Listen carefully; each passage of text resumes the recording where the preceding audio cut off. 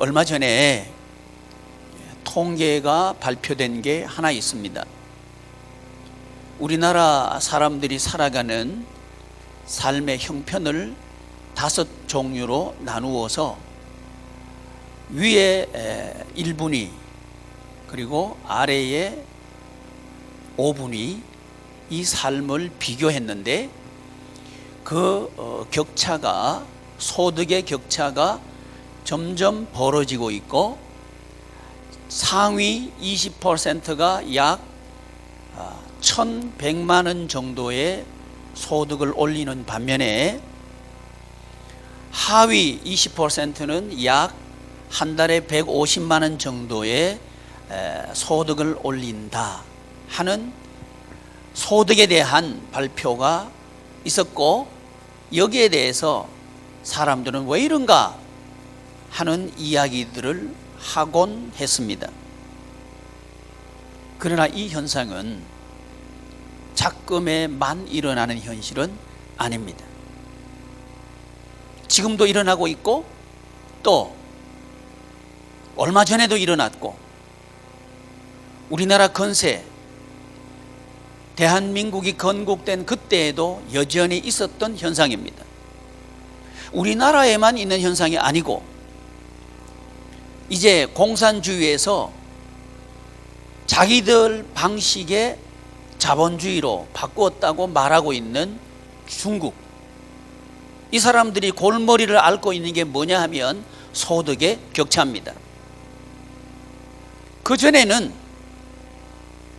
이제 있는 사람과 없는 사람이 그렇게 큰 격차가 드러나도록 나지는 않았습니다. 그런데 이제 그들만의 구조를 이제 만들고 또 살아갔는데 전체적인 부는 많아졌습니다. 그런데 소득의 격차가 있어서 삶의 질은 그렇지 못하다는 거죠. 지금 세계를 새로운 질서를 만들겠다고 달라드는 사람이 있습니다. 트럼프죠.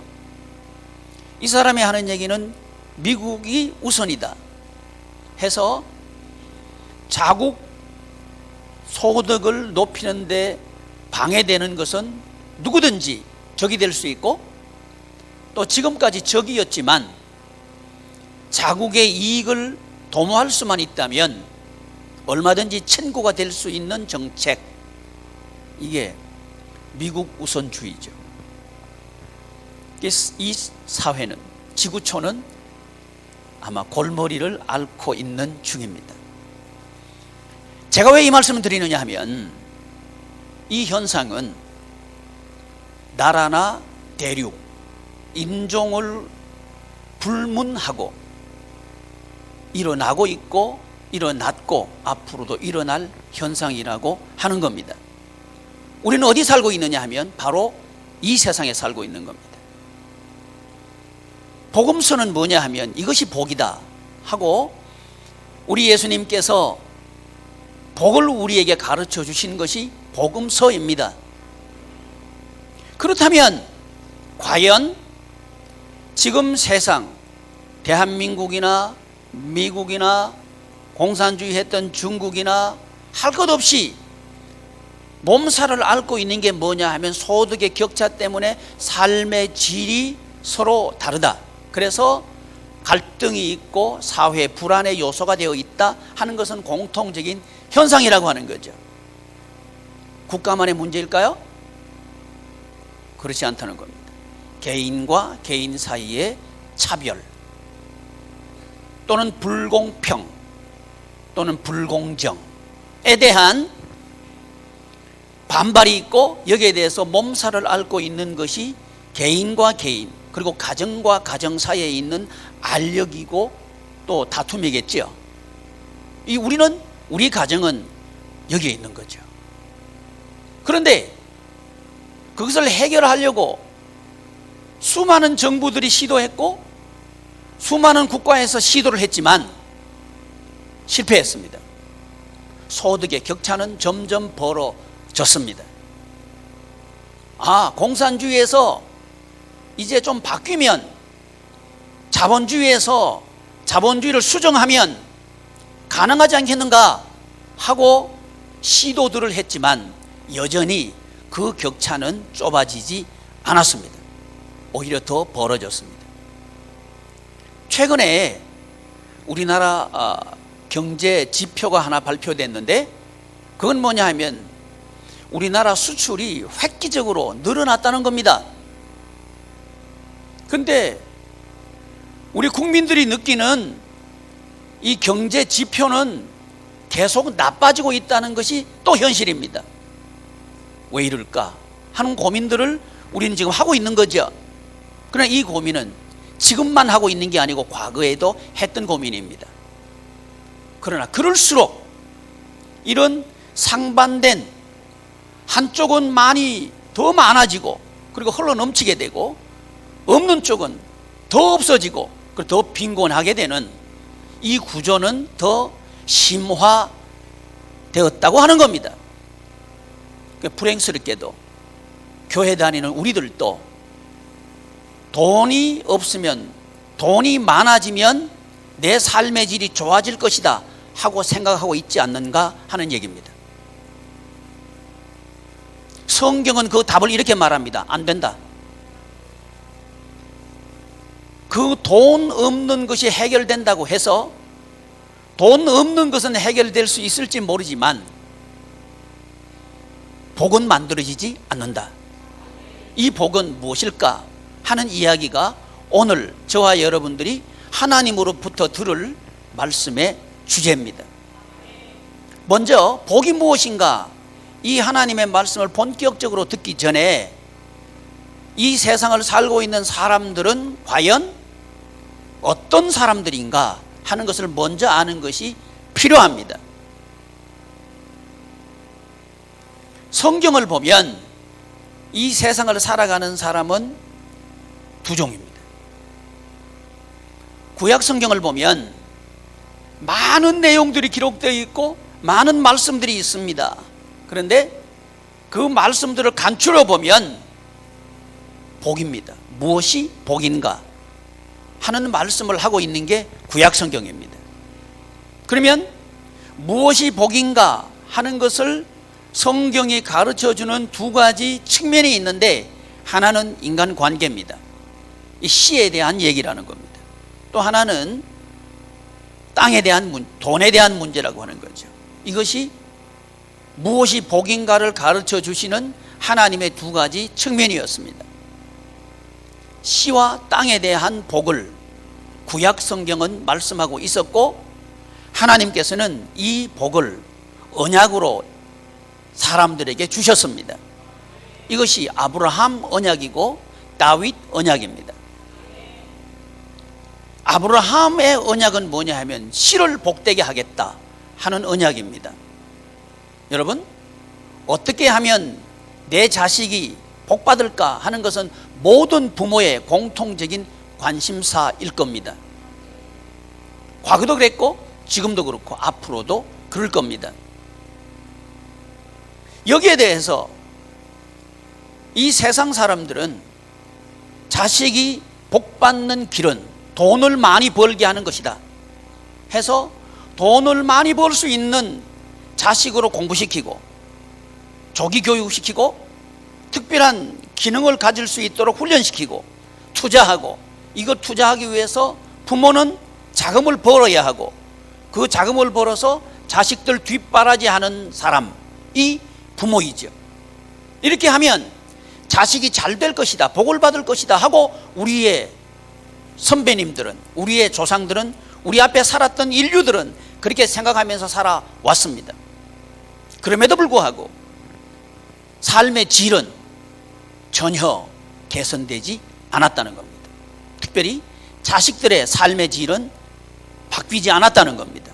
너는 나처럼 살지 말아라, 너는 엄마처럼 되지 말아라, 아빠처럼 되지 말아라, 이렇게 말하면서 공부를 시켰지만 그 자식이 여전히 아빠 엄마의 뒤를 따라서 기쁘지 않고 만족스럽지 않는, 무엇 때문에? 소유 때문에, 소유의 차이 또는 차별, 불공정 때문에 갈등하고 아파하는 것은 옛날이나 지금이나 같다는 거죠.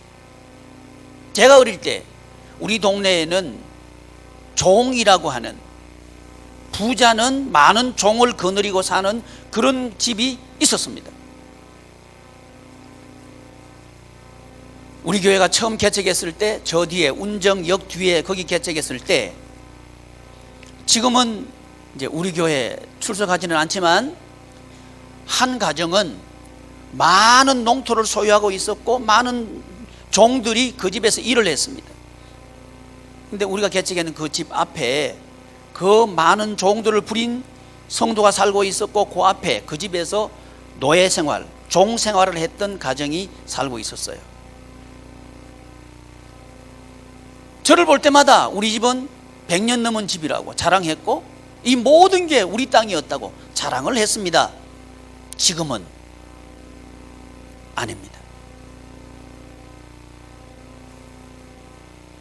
앞에 산 종으로 살던 그분은 건강하게 잘 사십니다. 여러분, 무엇이 잘 사는 걸까요?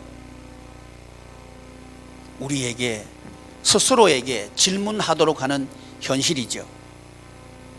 저 사람 회장이야? 돈이 많은 사람이야? 나에게 월급을 주는 사람이야? 나 저 사람한테 잘 보여야 해. 사람들은 그 사람을 흠모하고 좋아하고 나도 저렇게 되기를 원한다? 아마 그렇게 생각을 하고 노력을 하고 또 경쟁을 하고 뒤처지지 않기 위해서 애쓰는 인생을 살아갑니다. 앞서가면 나는 성공한 사람이야, 뒤처지면 나는 왜 이렇게 안 될까 하고 고민하는 것이 사람들이죠. 그러나 앞서가는 사람이 정말 복된가 봤더니 입장이 바뀌어져 있는 거예요. 어느 날 보니까 감옥에 들어가 있고, 어느 날 보니까 가난해져 있고, 어느 날 보니까 비참해져 있더라는 거죠. 왜 그럴까? 과연 어떻게 하는 것이 자식이 씨가 복을 받도록 하는 것일까 하는 여기에 대해서 세상은 답을 못하고 있습니다. 왜 답을 하고 있지 못하다고 단정짓느냐 하면 역사가 입증합니다. 그러나 성경 하나님의 말씀은 이렇게 대답합니다. 하나님께서 복되게 하면 복되다. 이게 하나님의 대답입니다. 그렇다면 왜 그럴까요? 왜 그럴까요? 똑같은 사람이지만 사람이 다르다는 겁니다. 기독교인과 기독교인이 아닌 사람이 완전히 다르다는 겁니다. 이것을 성경은 전제합니다. 이걸 구분하는 걸 뭐라 그러냐? 거룩이라 그럽니다. 성도라고 말할 때 이 성도는 구별된 사람을 말합니다. 그냥 저 사람은 교회 다니는 사람이야, 그러니까 구별돼서 그 정도가 아니라는 겁니다. 아예 처음부터 다르다. 이게 출생의 비밀입니다. 오늘 복을, 마태복음 5장에 나와 있는 이 복을 구체적으로, 그리고 본격적으로 하나님의 말씀을 들으려고 하면 나의 신비, 나의 출생의 신비에 대해서 알고 있어야 이 복이 무엇인지 정의가 가능합니다. 그렇지 않다면 우리는 교회에 나오지만 세상 사람들처럼 소유를 위해서 교회에 나올 거예요. 나 돈 문제 이거 해결해야 되는데 하나님 돈 문제 해결해 주세요. 그걸 해결하기 위해서 교회에 나올 거예요. 여러분, 기쁘지 않을 겁니다. 불행스럽게도 우리는 그럴 생각을 가지고 교회에 나올 가능성이 많다는 겁니다. 왜 그럴까요? 내가 누군지 몰라서 그래요. 소유의 아픈 문제를 해결하려고 하는 것은 세상이었습니다. 그러나 해결하지 못했습니다. 그러나 하나님은, 왜냐하면 소유에 속한 사람들이니까 그런 거예요. 이 세상 사람들의 관심은 뭐냐 하면 가지는 겁니다. 권력을 가지는 거, 지식을 소유하는 거, 돈을 소유하는 거, 집을 소유하는 거, 회사를 소유하는 거, 소유하는 게 관심인 게 세상이에요. 그러나 결코 소유한 사람은 없었습니다. 단 한 사람도 이 세상의 땅을 내 것이라고 가져간 사람은 단 한 사람도 없었습니다. 이것이 답입니다. 그럼에도 불구하고 우리는 이 세상 사람들이 가지고 있는 소유를 위해서 살아가고 있는 사람들처럼 살아가는 우리들이 아닌가. 그러니까 복에 대해서도 잘못 정의하게 되는 거죠. 이 세상 사람들의 복의 정의는 여건과 형편입니다. 여건과 형편이 좋아지면 복받았다 말하는 것이고, 여건이 어려워지면 나는 왜 이럴까? 이렇게 고민하는 것이 세상 사람들입니다. 왜 그런 거 아니? 소유에 속한 사람이니까 그렇습니다. 그러나 우리는 소유에 속한 사람들이 아닙니다. 우리는 관계에 속한 사람들입니다. 출생의 비밀이 다르다는 겁니다. 저와 여러분들이 이 땅에 태어난 것은 영원한 때 전부터 하나님의 뜻 안에서 태어나도록 정해져 있었습니다. 육체적인 관계 때문에 태어난 게 아니라는 겁니다. 그 전에 하나님의 뜻이 있었다는 겁니다. 우리의 출생의 비밀은 사람이 아니고 하나님입니다. 근거가 하나님이란 말입니다. 그러니까 우리를 복되게 하시는 분도 하나님입니다. 그분이 내 출생의 시작입니다. 따라서 우리를 복되게 하실 분도 그분입니다. 그래서 마태복음 2장에 영접에 대해서 말씀하고, 1장은 출생의 신비입니다. 예수 그리스도께서 나시면 이러하니라. 이게 마태복음 1장입니다. 왜 중요할까요? 복음, 이 마태복음을 유대인을 위한 복음이라고 말하는 이 학자들이 있는데, 그 사람들은 하나님의 나라 모르는 사람들입니다. 그렇다면 그 복음서를 왜 기록했습니까? 나는 한국 사람인데 한국 사람을 위한 복음은 아닙니까? 아니요. 그렇지 않다는 겁니다. 마태복음은 직접적인 청자가 유태인이기는 합니다. 그러나 이 마태복음은 하나님의 나라 백성을 위한 복음입니다. 하나님의 나라 백성은 하나님이 통치하는 나라의 백성입니다. 그래서 하나님은 주인이십니다. 이게 출생의 신비라는 거예요. 그래서 우리 예수님께서 오신 비밀은 뭐냐? 성령으로 잉태됐다. 뭘로 잉태됐다? 성령님은 하나님입니다. 성령님으로 잉태됐다. 이 독특한 예수 오심의 신비는 왜 필요한가 하니, 우리의 구원을 위해서 필요한 조건입니다. 우리의 출생의 신비는 뭐냐? 하나님의 뜻 안에서. 아멘. 그래서 여러분들은 대단한 사람들입니다. 우리의 시작은 뭐냐? 영원이다. 단순히 지금 2000년대를 살고 있는 나, 이게 아니라는 거예요. 영원한데 전부터 하나님의 뜻 안에 있는 사람들이 바로 우리들입니다. 사람들은 우리를 작게 만들려고 할 겁니다. 너 돈도 없으니까, 너 백도 없으니까, 너 줄도 없으니까 넌 아무것도 못해. 이렇게 세상은 우리를 규정 지으려고 할 겁니다. 그래서 사람들은 약해져 있고 작아져 있고 그리고 쓰러져 있습니다. 그래서 사람들은 심리적으로 스트레스를 받고 있고 아파하고 있고 마음이 병드니까 몸이 병드는 거예요. 그러나 예수님을 정말 믿으면 마음이 치유될 줄을 믿습니다. 마음병 치유될 수 있습니다. 이 마음의 병은 대부분 현상과 여건 때문에 왔습니다. 왜 이걸 우리가 받아들였느냐? 내가 하나님의 자녀다 하는 것을 몰랐기 때문에 그런 거예요. 사랑하는 교우 여러분, 우리는 하나님의 자녀입니다. 아멘. 세상이 우리 이름을 정하지 못합니다. 성경은 말씀합니다. 너희들이 이름을 지어라. 이게 자녀 권세입니다. 그래서 우리 출생의 신비를 먼저 알기를 축복합니다. 하나님의 뜻 안에서, 하나님의 계획을 따라서, 하나님의 시간에, 우리가 뭐 어쩌다가 이 시대에 태어난 게 아니에요. 하나님의 시간에 맞춰서 하나님의 절대적인 섭리 안에서 나는 태어났다 하는 사실을 믿기 바랍니다. 그리고 장소도, 하나님, 나 이거 대한민국 잘못 태어났어요, 아니라는 거예요. 특별히 대한민국이 태어났다. 특별히 나는 특별하다. 이 믿음이 있기를 바랍니다. 이게 사실입니다. 한번 따라합시다. 나는 특별하다. 나는 아주 특별하다. 아멘. 이게 사실입니다. 그러나 사탄 마귀는 여러분을 작게 할 거예요. 뭘 모르게 해서? 출생의 신비를 모르게 해서. 눈을 뜨면 세상 사람들이 비교하는 게 있어요. 너 얼마 가졌어? 요즘 아이들요, 학교 가면 너 임대 살아? 뭐야, 임대 말고 뭐예요? 분양 살아?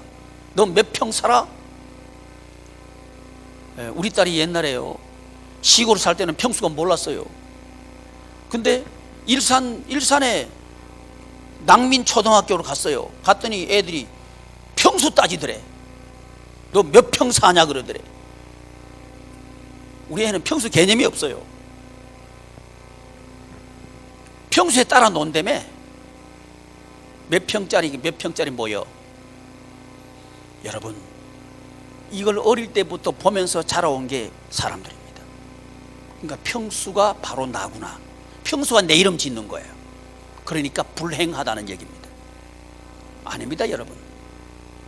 우리가 평수 이름 짓는 거예요. 아멘. 몇 평에 사는 사람이 아니고 나는 몇 평에 살합니다. 몇 평에 사는 사람이 아니고 나는 몇 평에 살합니다. 순서가 잘못됐습니다. 이게 우리의 출생의 신비에서 나오는 얘기입니다. 사랑하는 교우 여러분, 우리는 하나님의 자녀입니다. 마태복음 1장에 있어야 되는 이유입니다. 내가 하나님의 자녀라고 한다면, 이게 확실하다면 예수님께서 무엇하러 오셨는가가 우리의 일이 될 겁니다. 예수님께서는 자기 백성을 저희 죄에서 건져 구원하기 위해서 오셨다. 예수님이 오신 이유에 대해서 그렇게 말씀합니다. 저와 여러분들이 지금 이 세상에 살고 있는 이유가 바로 이겁니다. 예수님에게는 예수님의 백성이 있습니다. 우리에게는 우리에게 맡긴 사람이 있습니다. 그 사람을 뭐 하려고? 구원하려고. 이게 우리 일이라고 하는 거죠. 근데 이 세상 사람들은 태어났으면 뭐 하려고? 돈 벌어야 되는 거예요. 돈 벌기 위해서 사는 게 세상 사람들입니다. 그러나 돈을 가지고 간 사람 한 사람도 없습니다. 그래서 성경은, 구약 성경은 돈의 노예인가 돈의 포로인가 두 가지 얘기예요. 씨에 대한 얘기하면서요, 요셉은 노예로 팔려갔어요. 그러나 요셉은 말합니다. 나는 노예가 아니야. 총리로 통치하는 사람이 됩니다. 할렐루야. 하나님의 자녀 권세입니다. 또 땅에 대한 얘기, 가나안 땅에 들어온 이스라엘 백성들에는 얘기인데요, 이 사람들이 이제 이 세상 만모니즘을 섬기다가, 우상 섬기다가 말이죠, 바알과 아세라 섬기다가 포로로 끌려가요. 그러나 이 포로로 끌려갔지만 포로가 아닌 총리로 통치하는 사람들이 있습니다. 다니엘과 모르드게, 이 두 사람이 포로 시대에 총리로 통치했던 인물들입니다. 뭔 얘기하고 있습니까? 우리에게 질문하고 있는 거예요. 너는 노예냐? 세상의 노예로 살고 있느냐? 너는 세상의 포로가 되어 있느냐? 아니면 너는 하나님의 자녀냐? 이걸 우리에게 지금 묻고 있습니다. 사랑하는 교우 여러분, 우리 양해문 교우 여러분들은 하나님의 자녀 권세로 사는 여러분 되시길 축복합니다. 노예의 땅에 요셉은 살고 있었지만 총리였습니다. 다니엘과 모르드게는 포로로 끌려갔지만 그는 총리였습니다. 여전히 우리도 이 세상에 살고 있지만 하나님의 자녀 권세로서, 왕의 자녀로서 살 수 있습니다. 그게 일장이 필요한 이유입니다. 어떻게 했길래, 무엇을 위해서 살았길래 자기 백성을 죄에서 건져 구원하기 위해서. 따라합시다. 자기 백성을 죄에서 건져 구원하기 위해서 살았다. 이게 예수님의 산 이유입니다. 목적입니다. 그렇게 살면 현실적으로 어떻게 먹고 삽니까? 이게 질문이란 말이죠. 이 질문이 아마 우리의 질문은 아닌가 하는 얘기입니다. 여기에 대한 대답은 모든 것이 내 것이다. 내가 주겠다. 아멘. 이것이 예수님의 대답입니다. 공중에 나는 새를 봐라. 들에 핀 백합화를 보아라. 심지도 않고 길쌈도 하지 않았지만 그 어떤 옷보다도 아름답고 다 먹여 살리지 않느냐? 믿음이 없는 자들아. 우리는 믿음이 있습니까? 진짜 믿음이 있습니까? 예수님 하신 일, 그건 예수님이니까 하시죠. 우리는 그리스도인입니다. 그리스도의 사람입니다. 마태복음 5장, 이 마태복음 5장을 학자들 중에서 어떤 학자들은 해석을 하면서 이것은 이 세상에서 실제적으로 이루어질 수 없는 이상적인 세상에서만 적용 가능한 말씀입니다 해놨다는 거죠. 내가 그 사람 만나지는 못했습니다. 그렇지만 보나 안 보나 그 사람 천국 생활 못하고 있습니다. 머리는 성경을 알고 있을지 모릅니다. 그러나 잘못 알았습니다. 마태복음 5장은 뭐냐 하면 마태복음 4장에 이어서 나오는 하나님 되신 예수 그리스도의 설교입니다. 왕으로 취임하신 예수님께서 맨 먼저 하신 말씀, 설교, 이게 마태복음 5장부터 7장 29절까지가 첫 번째 설교입니다. 마태복음은 5번의 예수님의 교훈 또는 5번의 설교를 중심으로 우리에게 주신 복음서가 뭐냐? 마태복음이에요. 그 중에 첫 번째 하시는 말씀 뭐냐? 무엇이 복인가? 이걸 가르쳐주고 있습니다. 우리 예수님께서 하신 일이 뭐냐? 4장 23절, 마태복음 4장 23절 한번 읽어보십시오. 시작.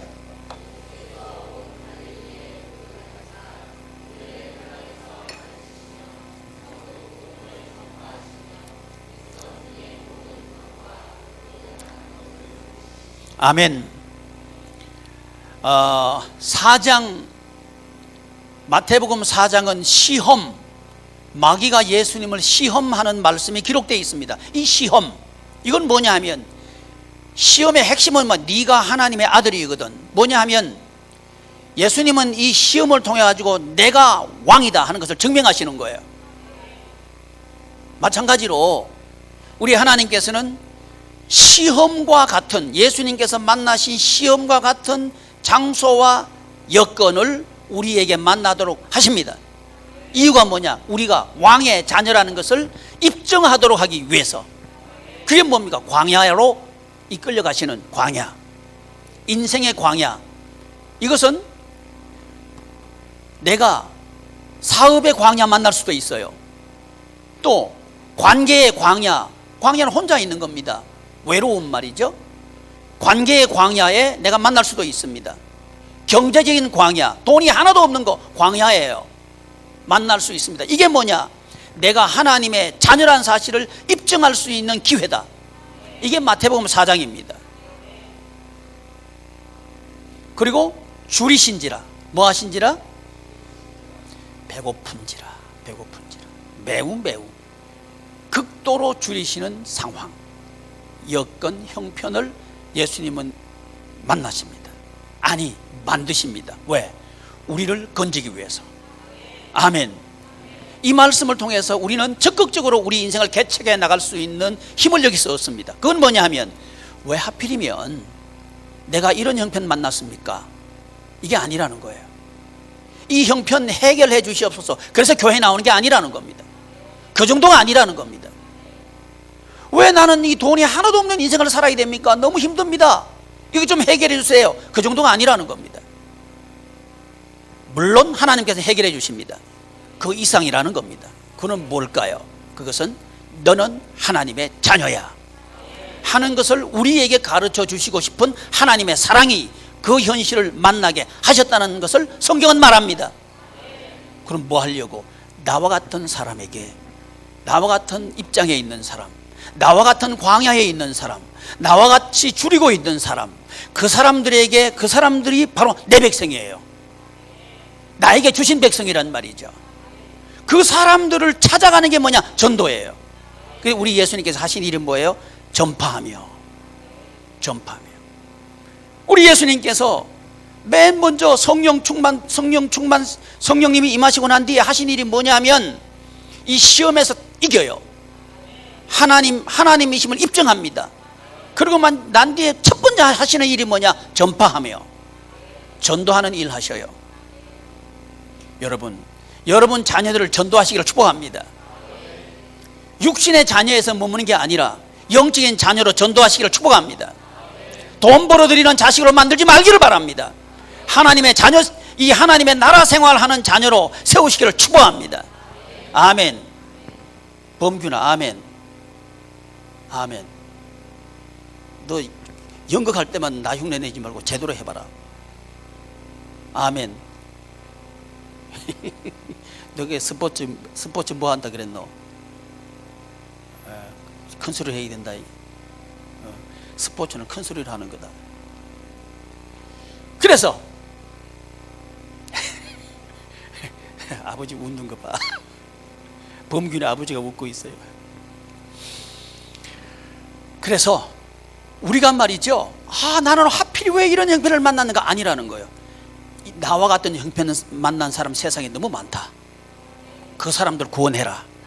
이게 적극적으로 인생을 살아내는 하나님이 주신 비전입니다. 할렐루야. 이게 내게 주신 비전이라고 하는 거죠. 너무너무 힘들어요, 이렇게 인생 사는 거하고, 나와 같은 사람들 구원해낼 거야, 이렇게 인생 사는 사람하고 누가 다이나믹하게 정말 기쁘게 인생을 살아갈까요? 두 번째. 기대가 차서 인생 살아갈까요? 두 번째. 기독교는 그런 겁니다. 기독교는 이 세상 사람들이 형편과 여건 때문에 어려워하는 그 사람들을 다 건져 구원하는데 어딨어? 그렇게 사는 거 아니야. 오히려 그 속에서 기쁨 만들 수 있어. 이렇게 가르쳐주는 사람, 그 사람이 누구냐? 기독교인. 왜? 예수님께서 그런 일을 하셨으니까. 우리도 그런 일을 하는 기쁨이 넘치는 사람, 그 사람이 기독교인이에요. 예수님께서 하신 첫 번째 일, 전파하며. 두 번째 일이 뭐냐? 가르치며. 마태복음 5장 가르치는 장면입니다. 5장 2절 읽어보시죠. 시작. 입을 열어 가르쳐 이르시되. 두 번째, 예수님께서 하신 일, 가르치는 일. 넘기시길 바랍니다. 7장 29절 맨 끝절입니다. 시작. 그 가르치는 것이, 이것이 예수님의 첫 번째 가르침입니다. 산상설교 말이죠. 산상설교는 가르치는 거란 얘기입니다. 마태복음 4장 23절에서 예수님께서 하신 일을 세 가지로 딱 정리했는데, 가르치고 전파하고 고치고, 이렇게 말씀하고 있는 거예요. 8장부터 무슨 예수님께서 하신 일이 기록되고 있냐? 고치는 일이 기록되고 있는 거예요.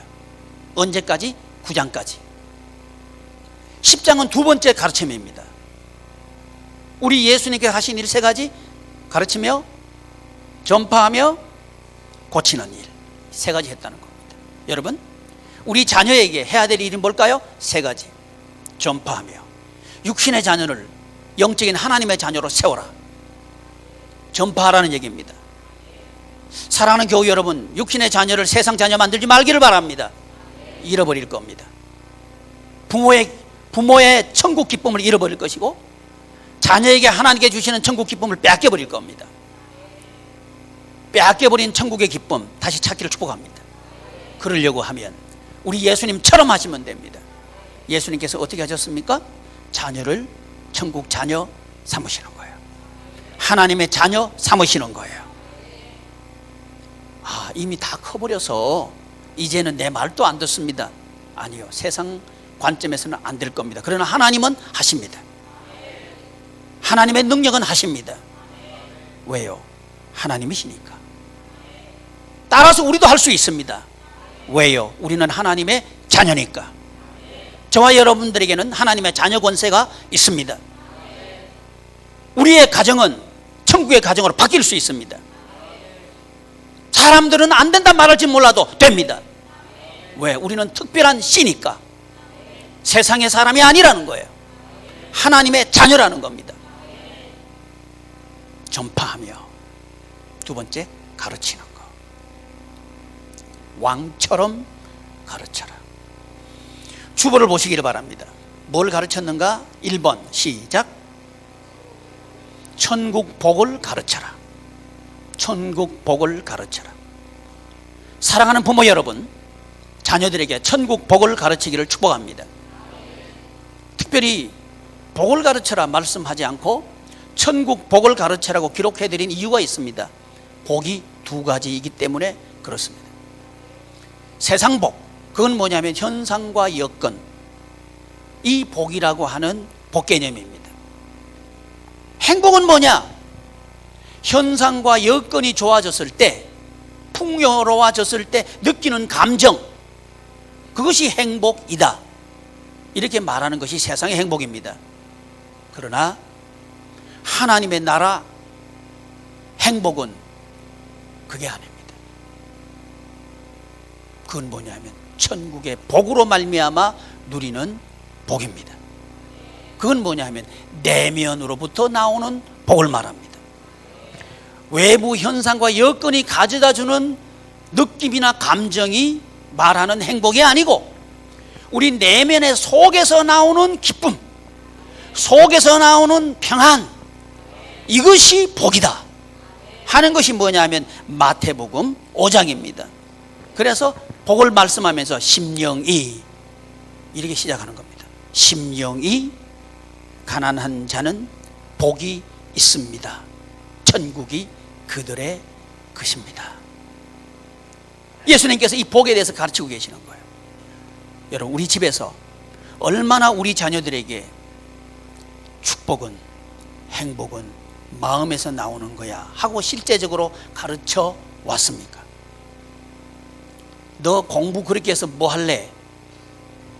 이 말 많이 했습니까? 전화할 때 너 숙제했어, 이거 많이 점검했습니까? 너 오늘 성경 읽었어, 이거 많이 점검했습니까? 이게 우리예요. 여러분, 축복 내면에서 나옵니다. 이럴 때 뭐가 해결되느냐 하면 부모 자식 간에 깨진 관계가 회복됩니다. 내면에서부터 회복되어야 되는 거예요. 현실이 좋아졌다고 해서 부모 자식 간의 관계가 회복되지 않습니다. 지금까지 인류 역사가 해결되지 않는다는 것을 말하고 있습니다. 또다시 실패를 반복하지 맙시다. 하나님께서는 내면에서 나오는 복, 그 복이 해결한다, 가르쳐라는 겁니다. 그게 첫 번째 산상설교에서 하시는 주제입니다. 복을 가르쳐라. 두 번째 2번 시작. 자신의 역할을 가르쳐라. 자신의 역할을, 너 뭐 하면서, 무슨 역할을 하면서 사는 거냐, 인생 사는데 어떤 역할을 하면서 사는 거냐, 이걸 가르쳐라고 하는 거죠. 그건 뭡니까? 빛과 소금이다. 세상의 빛과 소금이다. 네가 해야 될 역할이다. 아멘. 아멘이기를 축복합니다. 역할을 모르면 다른 역할을 합니다. 여러분, 저는 연극을 잘 모릅니다. 근데 기억나는 장면이 하나 있습니다. 어떤 영화 장면을 기억하는 것도 아니고요, 제가 초등학교 5학년 때 했던 연극 장면이 지금도 내 머릿속에 있습니다. 연극을 하는데 저는 의사예요. 의사는 뭐 하느냐? 진단하고 치료하는 사람이죠. 그래서 진단을 할 때 이렇게 두 손을 귀에다 대고 다리는 환자에다 대고 진단을 그렇게 진단했던 장면은 지금도 내 머릿속에 있는 거예요. 역할이죠. 의사는 역할이 뭡니까? 치료하는 역할이죠. 근데 이 의사가 자기 역할을 모르고 병원에 앉아가지고는 환자들이 오면 나를 치료하여 주시옵소서, 그러면 그 병원이 되겠어요, 안 되겠어요? 안 되는 거죠. 왜? 역할을 몰라서 그래요. 웃기는 얘기죠. 우리도 인생에 내 역할을 모르면 웃기는 인생 살게 되어 있습니다. 나는 내 역할을 알았는가? 예수님의 역할은 빛입니다. 그 안에 생명이 있었는데 이 생명이 사람들의 빛이다. 요한복음 1장 4절입니다. 예수님 안에 생명이 있었습니다. 이 생명이 사람들의 빛이다. 우리는 뭡니까? 예수님의 빛으로 말미암아 빛된 빛들입니다. 이런 우리가 할 역할이 뭐예요? 세상의 빛이다. 이게 우리가 살아야 될 이유고 살면서 해야 될 역할입니다. 이걸 알 때에 우리 가정은 빛된 가정이다. 어딜 가든지 우리 가정이 빛 역할을 해야 되겠다. 그럴 때 우리의 가정은 회복됩니다.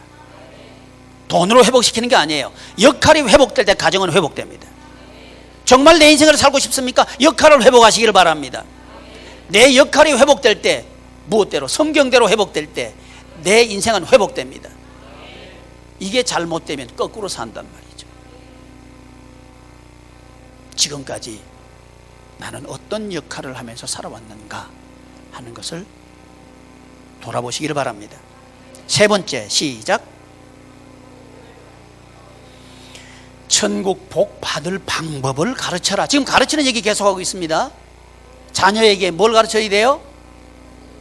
천국 복을 가르쳐야 됩니다. 그러려고 하면 내가 천국 복을 알아야 되겠죠. 두 번째 뭘 가르쳐요? 역할을 가르쳐라. 그러면 내 역할을 알아야 되겠죠? 부모라고 하면 부모 역할이 뭔지 알아야 되겠죠? 목장이라고 하면 목장 역할이 뭔지 알아야 되겠죠? 역할이 뭔지 알아야 역할을 가르칠 수 있습니다. 역할을 가르쳐라. 세 번째, 방법을 가르쳐라. 천국 복을 받을 방법을 가르쳐라.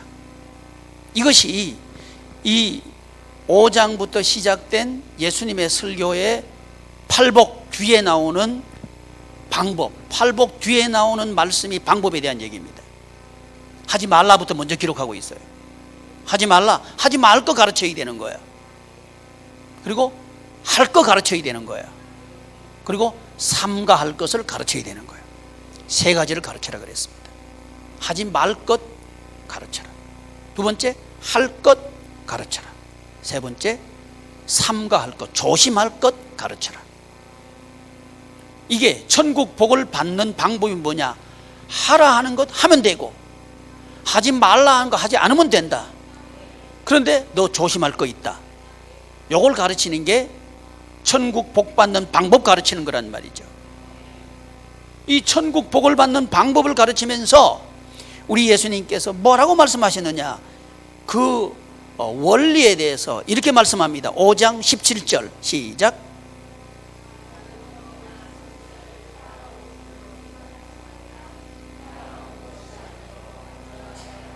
아멘. 왜 팔복을 말씀하시고 난 뒤에 너희는 이 세상의 소금과 빛이다 말씀하신 하나님께서 갑자기 내가 율법이나 선지자를 폐하러 온 줄로 생각하지 마라 이런 말씀을 하셨을까 이 말이죠. 이것이 우리 예수님의 가르침과 관련이 있기 때문에 그런 겁니다. 그 뒤에 보면 노하지 말라, 뭐뭐 하지 말라 시작되는 거예요. 뭐뭐 하지 말라, 율법에 대한 얘기입니다. 율법을 폐하러 온 게 아니고 완전하게 하기 위해서 오셨다. 그러면서 구약 성경에서는, 율법에서는 살인하면 살인하는 거, 죽이는 것 말이죠. 실제적으로 사람을 살인할 때 그건 살인이다 그러는데, 완전하게 하신 예수님의 율법은 뭐냐? 화를 내고 노하는 게 그게 살인하는 거다. 이렇게 율법의 온전함에 대해서 말씀하고 있는 거예요. 그러면서 네가 천국 생활을 하려고 하면 노하지 마라. 관계 얘기하고 있는 거죠. 관계. 여러분, 율법은 핵심이 뭐냐면 관계입니다. 관계. 10계명이 율법의 요약인데, 율법은 하라 하지 말라 두 가지로 되어 있습니다. 근데 이 10계명은 중심 생각 사상, 그게 뭐냐면 사랑이에요. 사랑은 관계라고 하는 겁니다. 관계. 그러니까 이 복은 뭐냐? 하나님의 나라 복은 뭐냐? 관계다. 관계를 예수 성삼위 하나님께서 하나로 계시는 것처럼 그런 관계 만들면 그거 하나죠. 삼위일체. 하나됨의 관계를 만드신 것처럼 그 관계를 만들려고 하면 기준이 있어야 된다. 그 기준은 뭐냐? 소유가 아니고 관계다. 그 관계를 만들어가는 방법이 있는데 그건 뭐냐? 하라는 것 하고 하지 말라는 거 하지 말아라. 근데 내가 온 것은 모세의 율법을 이행하려고 오는 정도가 아니고 완전하게 하기 위해서 왔다. 폐하러 온 게 아니다. 완전하게 하도록 하기 위해서 오셨다. 우리 할 일이 뭘까요? 관계 만드는 인생 사는 거다. 이게 천국 생활하는 방법이라고 하는 거죠. 그러나 우리는 이 세상 사람들은 사는 게 뭐냐? 경쟁하는 거다. 회사 가는 게 뭐냐? 이 싸움터에 나가는 거다. 사업하는 게 뭐냐? 경쟁하는 거다. 이겨야 된다. 그래야 나는 살아남을 수 있다 하는 게 세상이죠. 그런데 살아남기 위해서 경쟁했지만 그들은 죽어갔습니다. 그러나 기독교는 영생을 누리는 종교입니다. 그건 뭐냐면 예수 그리스도께서 성삼위 하나님의 한 분으로 계신 그 관계 속으로 우리가 편입될 때 우리는 영생할 수 있다. 그건 그 관계를 우리가 살아가는 방법으로 채택해서 살아라. 그 방법이 뭐냐? 하나님의 말씀을 따라서 살면 된다. 그럴 때 하나님은 우리의 왕이 되십니다. 우리는 하나님의 자녀가 됩니다. 하나님 권세는 우리를 통해서 나타납니다. 아멘. 그럴 때 노예로 팔려갔던 요셉이 총리가 된 것처럼 우리는 이 세상에서 통치하는 하나님의 자녀가 될 줄을 믿습니다. 또 포로로 끌려갔던 다니엘이 총리가 된 것처럼 우리도 지금 내 인생이 이 세상에 포로가 되어 있다 할지라도 우리는 통치할 수 있습니다. 왜냐하면 그들은 다니엘과 요셉은 입만 열면 하나님의 말씀입니다. 하나님의 말씀대로 하면 된다. 하라는 건 했어요. 하지 말라는 건 생명 내놓고 하지 않았어요. 그럴 때 하나님께서는 그들을 통치하게 했습니다. 이게 교회의 권세입니다. 성도 가정의 권세입니다. 하나님의 권세가 여러분 가정에 있기를 축복합니다. 여러분 내면에 성도의 권세가 있기를 축복합니다. 방법이 뭐냐? 하나님을 왕으로 인정하는 거예요. 하나님은 우리의 아버지가 되시고 우리는 하나님의 자녀가 되는 관계 속으로 들어가는 거죠. 이 관계는 하나님의 말씀을 들을 때 관계 속으로 들어갈 수 있다는 겁니다. 그게 순종이라고 하는 거예요. 여러분, 그래서 순종은 축복입니다. 순종은 능력입니다. 순종은 모든 것을 이깁니다. 왜 그런고 하니 하나님은 왕이 되시고 우리는 왕의 자녀가 되는 그 삶을 살기 때문에 그렇습니다. 이게 뭐냐? 이게 복이다. 그래서 심령이 가난한 자는 복이 있나니 하면서 이 복이라고 하는 건 뭐냐? 이 에세르라고 하는 단어, 이 에세르라고 하는 단어가 이 헬라어로는 마카리오스로 번역됐는데 마카리오스가 뭐냐 하면 하나님의 말씀대로 똑바로 그리고 쉬지 않고 계속해서 순종해 나가는 거, 이게 마카리오스예요. 여기 기록된 단어는 마카리오스입니다. 하라는 거 똑바로 하는 거예요. 하지 말라는 거 하지 않는 거예요. 그럴 때 이 복은 너의 복이 된다. 이게 마태복음 5장부터 7장까지 나와 있는 첫 번째 왕의 설교의 대지입니다. 근데 예수님은 말씀하십니다. 말 가지고 사람 판단할 수 없다. 이렇게 말씀합니다. 말 가지고 사람 판단할 수 없다. 뭘로? 그 열매로 그 나무를 안다. 어떤 사람은 말만 뻔질이해요. 나는 하나님 말씀 안다. 그런데 안 해요. 나는 직분이 무엇이다. 그런데 안 해요. 누구처럼? 대제사장처럼. 누구처럼? 서기관들처럼. 우리도 그럴 수 있습니다. 그러나 저와 여러분들이 순종할 때 거기는 생명의 열매가 맺을 줄 믿습니다. 이 생명의 열매, 이 열매를 통해서 우리는 영생을 누리게 됩니다. 기도하겠습니다. 존귀하신 하나님, 하나님의